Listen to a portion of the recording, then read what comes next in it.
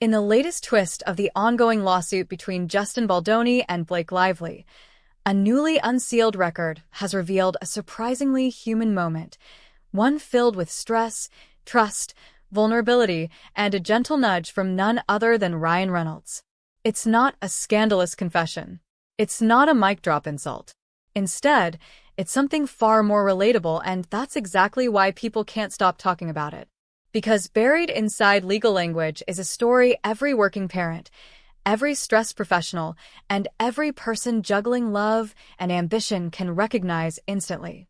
So let's unpack what was said, why it matters, and what this unsealed record tells us about fame, friendship, and the emotional cost of having it all. And trust me, by the end, you may find yourself seeing celebrity lawsuits very differently. Ready? Let's dive in. When court records are unsealed, expectations are usually high. People brace for explosive allegations, dramatic accusations, or jaw-dropping revelations. But this record? It didn't shout. It sighed. Instead of outrage, it offered honesty. Blake Lively admitted she felt hesitant about sharing her concerns with Justin Baldoni. That alone is interesting. Hesitancy implies care. It suggests she didn't want to overstep, complain, or blur boundaries. And then comes the unexpected detail that lit up headlines everywhere. Ryan Reynolds had encouraged her to share. Just like that, the narrative shifted.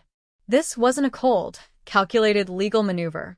It was a stressed mother, a working actress, and a partner being encouraged gently to speak up. According to the record, Ryan Reynolds reportedly told her, "You guys have such a great trust. Fill Baldoni in." That sentence alone says a lot.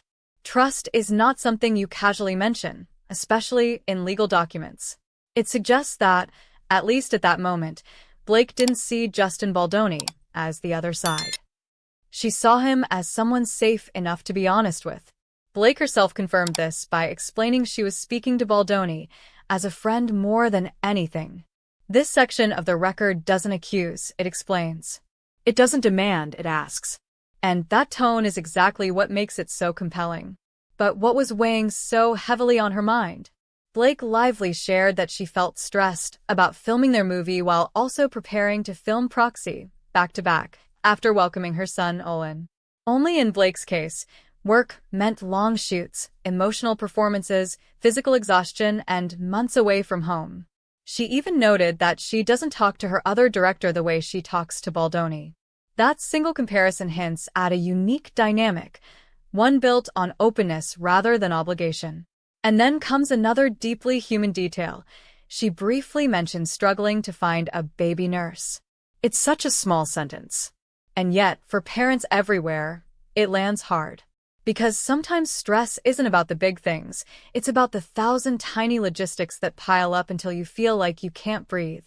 Ryan and I have been really stressed when distance becomes the hardest part. Among all the legal language, this may be the most emotionally resonant line of all. Ryan and I have also been really stressed about spending a month apart. Blake admitted that the longest they've ever been apart is less than 2 weeks. Now, they were facing a full month. For a couple often portrayed as effortlessly strong, playful, and unshakable, this admission felt startlingly real. In legal disputes, intent is everything. And here, the intent wasn't to pressure or blame. It was to share. She even clarified she wasn't trying to move the schedule or demand changes. Since the record was unsealed, reactions have been swift and deeply divided. Some people see Blake's words as proof of vulnerability and good faith. Others question whether personal conversations should ever intersect with professional agreements. And many are simply stunned by how normal it all sounds. That's the paradox. This record reframes the lawsuit, not as a simple clash of egos, but as a complicated intersection of stress, trust, communication, and expectations. Now that this record is public, the narrative has shifted. People aren't just asking who's right. They're asking what really happened after this conversation. Did expectations change? Did misunderstandings grow? Did silence replace trust? And perhaps the most compelling question of all, how many other moments like this stay hidden until a courtroom door opens? Because if this unsealed record teaches us anything, it's that the truth is rarely as simple or as dramatic as headlines make it seem. Blake Lively's words didn't expose a villain, they exposed vulnerability. And in doing so, they sparked a conversation far bigger than Hollywood. So now we want to hear from you. Do you think personal vulnerability belongs in professional spaces? Was Blake right to speak up, or should boundaries have been firmer? Drop your thoughts in the comments. Share this with someone who loves a deeper look behind the headlines, and stay tuned because this story is far from over.